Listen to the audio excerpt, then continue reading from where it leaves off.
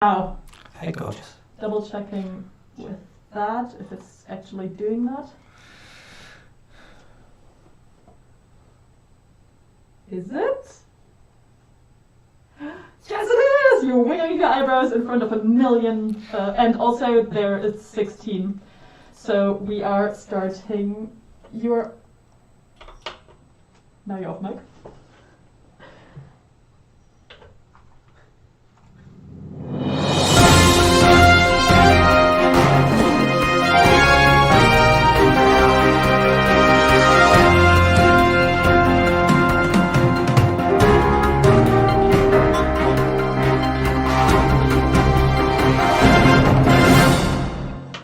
Hi there. Welcome to the first live edition of NQ News. I'm your host, Paolo Granelli. In today's programme, we'll be talking about Andy Burnham's mayoral manifesto, the drop in infection rates as a result of the vaccine rollout, and the Cambridge graduate from Salford found in possession of the anarchist cookbook. We'll also have a discussion about cannabis and the possibility of legislation after a cannabis farm was found near Manchester Piccadilly earlier this week. But first, the heat is rising in the debate around the AstraZeneca side effects. The UK has banned its application to under 30s, and Denmark has now suspended its use completely. Victoria Thiele and Nemo O'Connell have spoken to Manchester locals to see what they think about the jab. It's a bit late for me, really. But there's no education going to the second. So looking at these first, the numbers are really I started the recording a few seconds late. I actually had it 1 month ago and I was fine, but I know another person that had it in a train and he got a problem and died after the 4 days. 30 seconds. It is really bad, like numbers are really bad for people that should ban it. I went to Britain, so I take contraception, which is the highest people got, but that's the UK. Australia, because of AstraZeneca, 20. vaccine that's got introduced to Australia, and I kind of wish that they celebrated that. How is it further vaccine? To be honest with you, I'm not totally worried about it. I know the risk is that 10. Am I reading that bit in the middle? Am I reading medical experts try to resume? Yes. 5, 4, 3, 2. Medical experts try to reassure people that the risk is extremely rare, but uncertainty is growing in the public. Victoria Thiele has more. Hospitals in Greater Manchester report they see up to 20 patients per the shift worst who wrongly recording I've believe they have a ever blood done clot because after it's receiving the no AstraZeneca fucker. I said vaccine. Neve's name wrong at Dr. the Carol start. Gavin It's at the spelled Salford wrong. Royal Different Infirmary Neve. is reminding people that the blood clots are extremely rare, with only 64 reported cases worldwide. Despite the reassurance of experts in the media, data has shown that 36% of UK residents are hesitant to take the jab at all. For Manchester, that means almost 170,000 people are thinking twice before booking an appointment. The European drug watchdog EMA emphasized last week that the risk of dying from COVID is still much greater than the risk of getting a blood clot. Andy Burnham's laid out his manifesto for levelling up Manchester. G. Randall has the story. Andy Burnham's mayoral manifesto promises to level up Manchester by ploughing resources and money into housing, transport and jobs. The manifesto was released yesterday and promises that Manchester will be a trailblazing city with science-led targets towards a green, carbon-budgeted city. Most excitedly for Mancunians, Burnham aims to mimic London-style transport by putting caps on tram, bus and train fares. Following other Labour leaders' pledges to incorporate more social housing, Burnham has unveiled big plans involving local councils and housing partners to build 30,000 carbon zero homes. Burnham vows that his new Good Landlord Charter will regulate the 10 councils in the region and bring more private properties under social housing standards. Cambridge graduate Oliver Bell from Salford has been found in possession of the anarchist cookbook after his tutor reported him for making racist posts online. Mr. Bell had made posts involving anti-Semitic and homophobic remarks, as well as stating he wanted to go on a killing spree. After raiding his home, police found a number of books relating to Hitler and the anarchist cookbook detailing methods of making explosives. Further examination of his phone by police also found racist imagery and multiple conversations about race superiority. Mr. Bell denies owning a document containing useful information to terrorism. As infection rates continue to fall across the region, experts from the University of Manchester have discovered that the Pfizer vaccine dramatically reduces the risk of hospitalisation in elderly people. Rory Gannon reports. A study conducted by the University of Manchester found that of the 170,000 people over the age of 80 immunised in mid-December, admittance to hospital halved within 3 weeks of getting the jab. The rate of infection was also drastically reduced, as the risk of transmission went down by 55%. Simon Stevens, a CEO of NHS England, said that the vaccination programme was going according to plan. He said that there was a 75% reduction in emergency COVID hospitalisations. He also said that as more and more people get vaccinated, this effect will widen. This comes as infection rates in Greater Manchester continue to fall. The regional average is 44 people per 100,000.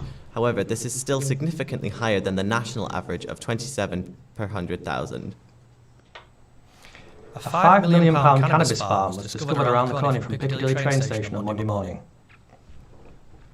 A garden centre, as one witness called it, was found at 5:30am on Monday morning in an abandoned 1960s warehouse on Hayrod Street when officers were alerted to several bags of cannabis that had been found in the area. Sources described the farm as a sophisticated operation which was immaculately laid out in precise rows, and it's believed tens of thousands of pounds worth of electrical equipment were being used to cultivate the crop. The drugs seized are estimated to be worth a total of £5 million, and it took police 2 days to remove 4,000 plants, which covered 4 of the building's floors. No arrests have been made, but police are urging anyone with information to come forward. Connie Ensler is here with G. Vandal to discuss that raid. Hi there, guys. Do you think that GMP should be spending their time and resources on these raids? Hi, Paolo. I mean, what a success for GMP. The raids at Piccadilly are definitely a necessity. Crime rates in Manchester are astronomical, and drink and drug driving is a constant worry for a lot of Mancunians. I think across the various Manchester boroughs, we've seen in loads of documentaries recently that the less drugs on the street, the better, in my opinion. That's an interesting viewpoint, of course, and everyone wants to have less crime and less drugs in Greater Manchester. I think the question is whether GMP should be used as its resources for a drug that's really not as harmless as so many others that we're seeing on the street at the moment. And I would disagree that that is a priority given the current circumstances. I get what you're saying, but it never just ends with cannabis. I think that the physical detriment to the body of cannabis, it's bad for the brain, the lungs, the heart. I wouldn't want to tell the parents of children, have been so negatively impacted by this drug that the paranoia and anxiety that their children have been experiencing. I mean, if this soft drug were to be made more readily available, I wouldn't want to tell those parents, those children that. Yeah, I mean, if we're talking about legalization, in most places that's been seen around the world, such as the US, some US states, Canada, and even more recently Portugal and Uruguay, there's been a huge decrease in violent crimes because, let's face it, people are going to consume cannabis regardless of whether or not it's legal. So making it legal actually means that there's more regulation around it, which is why I think that's probably the best direction that the UK could go regarding this crisis. I mean, medical cannabis, for example, it's a natural pain relief drug which is legal in the UK in a lot of places, and it's prescribed for people with cancer and other diseases. And when we look at, for example, prohibition in the US and what that did to illegal activity and gangs, it didn't really do anything to deter the problem. If anything, it made it worse because there was a bigger black market that arose as a result. So I don't think that going harder with the police with this issue is going to do anything at this point. There's an argument to be had for taxation and regularisation. But I think until we have the proper funding and plans led by the World Health Organisation, and then on a more local level, council officials in Manchester, it just wouldn't be safe to roll that out yet. I think that Manchester Police are right to crack down on it until legislation is in place to facilitate legalisation of cannabis. But until the big time cannabis dealers and farmers are caught and kind of convicted and those drugs are taken off the streets, I think that it's too much of a gateway drug at the moment. Look at Amsterdam, where all the social problems that come from the legalisation of weed, although there are arguments for the weed legalisation, I think that the social problems that have arisen from it, like the muggings, the increase in prostitution over there, escalating to harder drug use, at the moment I don't think it's viable to be used as a structure in the UK. Yeah, I mean, I definitely agree that the UK is probably not ready, given all of the all of the stigma, you could say, around marijuana, but we have to keep in mind that drugs like alcohol and caffeine, which are completely legal, actually have a much worse effect on the body than cannabis does. Alcohol is actually much more addictive than cannabis is, and the repercussions on the body, especially over time, are just much more dangerous. So I think we need to look at what the drug actually means in itself and the political and economical benefits of potentially making it legal one day.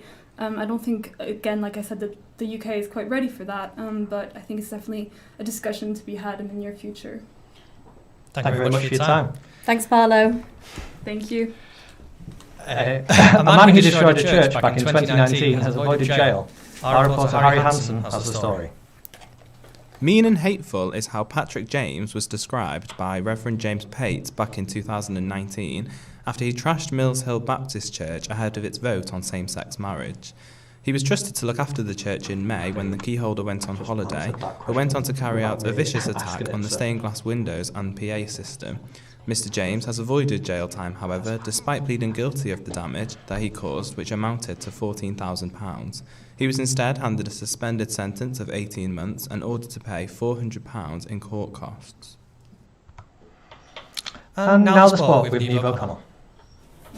Manchester City made history last night by reaching the Champions League semi-finals for the first time ever. The football club won 2-1 against Borussia Dortmund and a total 2-4 aggregate after being a goal down. They will face PSG next for a shot at the finals. The chance for a further delay of the Olympics remains an option, says a Japanese politician. This put his quote at odds with Tokyo 2020 organisers and the International Olympic organisers that insist the event will go ahead in July. The Olympics in Tokyo 2020 were cancelled last year due to the pandemic and are intended to go ahead this summer.